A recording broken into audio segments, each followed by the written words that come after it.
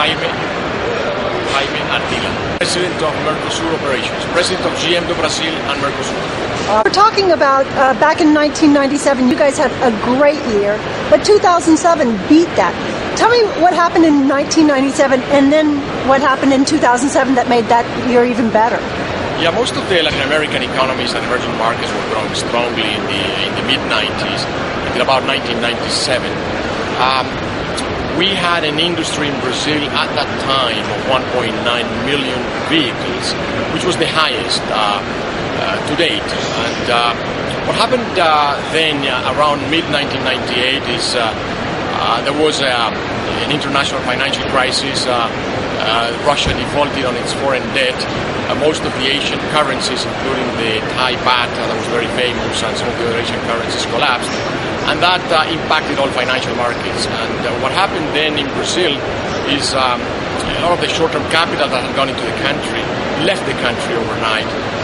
The currency collapsed, the Brazilian real, and the market started to contract. There was a severe contraction in the market that lasted until about 2004. So we actually had 6 years of a market that was down to about 1. In 2007, after 2 years of economic growth of about 4 or 5% for the Brazilian economy, the market skyrocketed, and we sold 2,460,000 units in Brazil, all brands. That is the highest ever.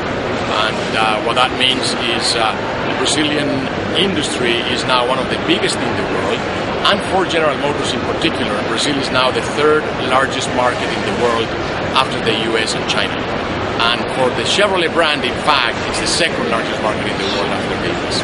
Wow. When I was down in Brazil, it became quite evident that things are turning.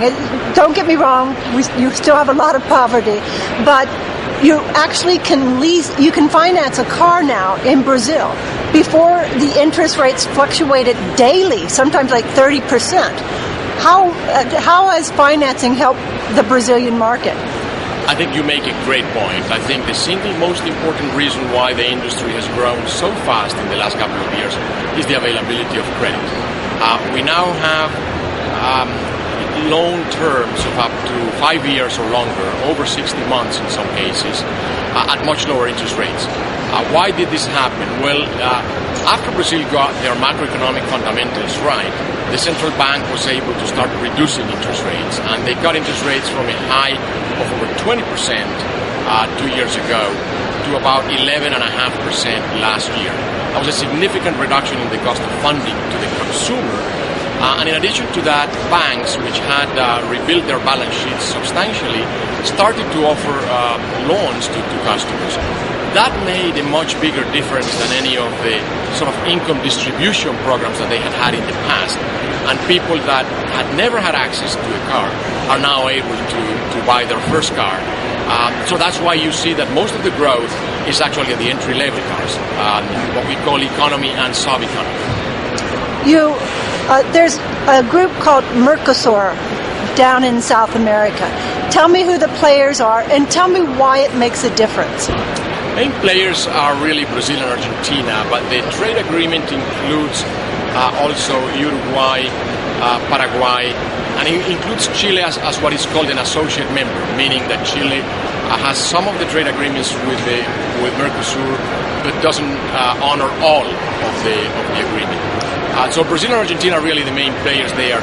It was initially more of a political union between Brazil and Argentina, trying to develop a common foreign policy. It has turned over the years more in a sort of duty-free zone or a trade area, and I think it's bringing significant benefits to all countries. And I like to describe it sort of almost like a United States, where you can build something in one country's state and sell it in another and not be taxed. But you say it's more like EU because there are still some more restrictions. There are some restrictions. The cultural differences and market differences across the countries are significant.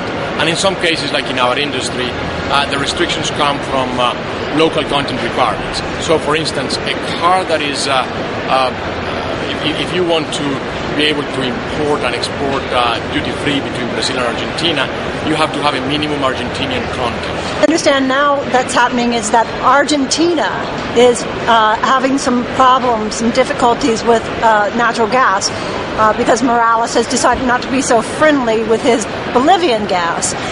How is that going to work for automobiles? Because Argentina had quite a few natural gas automobiles. Yeah, Argentina has been a large producer of natural gas and has given preference to natural gas over the years.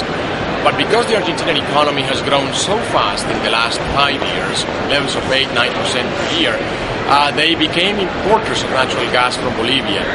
What has happened is not so much that the Bolivian government doesn't want to export natural gas, but that with all these measures that they took to nationalize the oil and gas companies, production levels have come down substantially. So Bolivia has not been able to honor the commitments. And that's why Argentina is beginning to have to cut back, which could affect our industry. I wouldn't call it an energy crisis, but certainly there have been power cuts in Argentina, and they may have to rethink how much importance they give to natural gas over ethanol and other forms of energy-saving measures over the long term.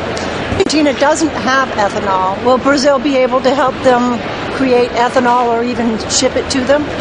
It would be able. It is more of a political decision on the part of Argentina where they want to give priority to that. I mean, thanks so much for taking the time. Thank you.